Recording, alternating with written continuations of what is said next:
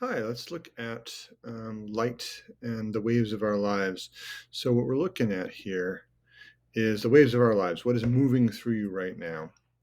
The goal of this is to spot how wavelength, frequency, and the speed of waves relate.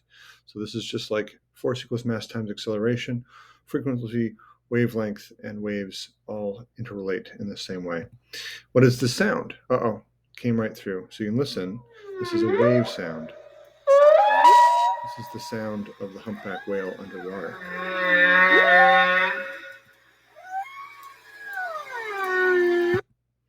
So there is that sound. What would it sound like in the air? Would the humpback whale sound much more faint or much stronger?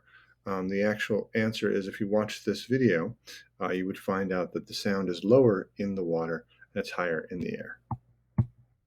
How does sound travel? Well, sound travels through the air, so it's actually moving in little packets through the air. It's actually pushing the air together and expanding it out. And as I speak right now, your little packets of sound are traveling through your computer, passing into your ear, bouncing against your eardrum, and you're translating that into sound. How does it travel? It actually travels not like a jump rope, not a transverse line, but like a slinky, as it basically compacts and bounces out. You can watch this video and see that. How can we tell how much slower a wave will be? You click her in the water versus the air. Basically, what happens is that as the packets hit more water, they're going to slow down. And when we see things sound slower, it gets lower. When things go very, very fast, it's very much faster and it's higher. And so that's the idea, is that basically as it goes, it'll go slower and lower, faster and higher. How we can tell how much slower a wave will be? If it was a car, we'd know the speed of the car is given by the distance traveled over time. The speed that you travel is the distance that you've traveled in the time that you've traveled. For a sound, speed is given by frequency, by wavelength. So frequency is how often it happens, and wavelength is how long the wavelength is. So you give frequency times wavelength is how often the waves comes in waves per second. Wavelength is how big the wave is. So speed equals frequency times wavelength, where speed equals f lambda. For weirdly, frequency is also measured in the same way as a rental car company, Hertz. So Hertz filed for bankruptcy in 2020. They're back now, but this is actually Heinrich Hertz, and Matilda Hertz was one of his daughters who also went into science, but only did science until her 20s. So this is all measured in Hertz.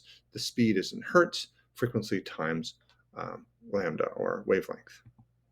A piano is tuned to A. So if we were in a piano in the classroom, we would type the different piano sites, and every C, every octave is 27.5, 55, 110, 220. What would that middle be? It would be 440, 880, 1760. So every octave is actually doubling the sound of the piano. The height of the wavelength is getting shorter and shorter. If you change the frequency, what happens to the wavelength? So if you go higher, what happens to that wavelength? This does the speed change. Speed equals f lambda. So if frequency changes and speed is the same, because the speed is constant in air, what happens to the wavelength? If f changes, the frequency goes higher, the wavelength goes lower. So we know the speed of sound is in dry and 70 degrees is 343 meters per second.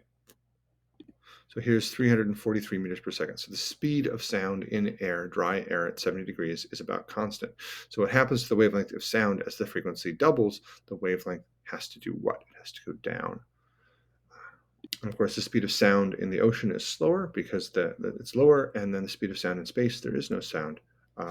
Speed of sound in space because there is nothing to pound the sound against. So all of those shots of laser beams in space, they never happen because there's no sound in space.